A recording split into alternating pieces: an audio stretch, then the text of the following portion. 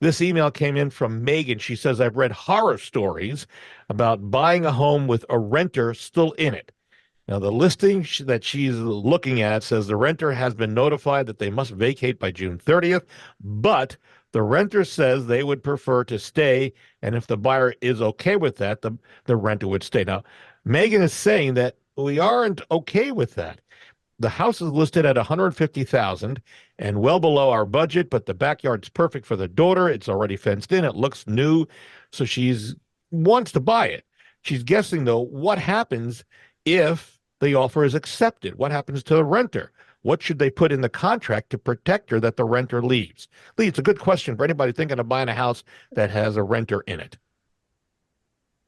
All good questions. Yes. Okay. So Megan, the first thing is you need to ask the seller if the lease is still a valid written lease and has not expired. If it has, it's a month-to-month lease, meaning that you could give 30 days notice, or the seller could give 30 days notice for the tenant to vacate. That 30 days notice has to come before the first of the month.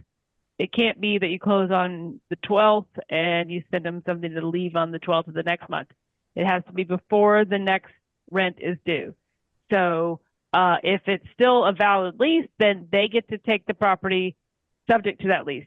However, if it's not, then you can send that notice, or the seller can, and then after 30 days, they have to vacate. Of course, if they don't, then they will have to be evicted.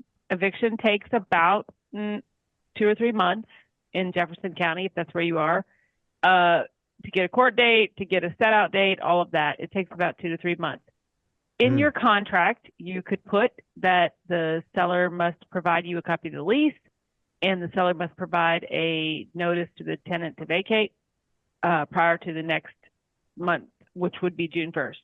Which so, this is June 2nd already. Now you're going to have to be into the end of July if by chance it hasn't been given. The notice hasn't been given, right? Exactly. Yeah. Yes, okay. That's correct.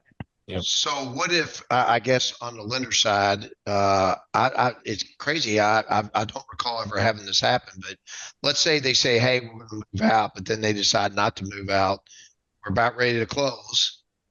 I would assume then they're going to have to do a set out, and then it would move the closing date back. Would you agree with that? Because you're supposed to take possession of the property, and also, man, it gets really tricky. I mean, this is a sticky subject, but what have you seen in the past, Lee, if they didn't actually move when they were supposed to, the tenant? Yeah, if you have a loan that says you're supposed to take possession of the property, then obviously the buyer has some responsibilities there to move into the property because they've said to their lender that they're going to be owner occupied. So if they're not, then I haven't seen any issues with the lenders, but certainly the buyer or the seller, whoever is in charge at that time, needs to send that notice so that they will be evicted, because otherwise, if they don't move and they stay, then the buyer will be in violation of their loan terms. Okay.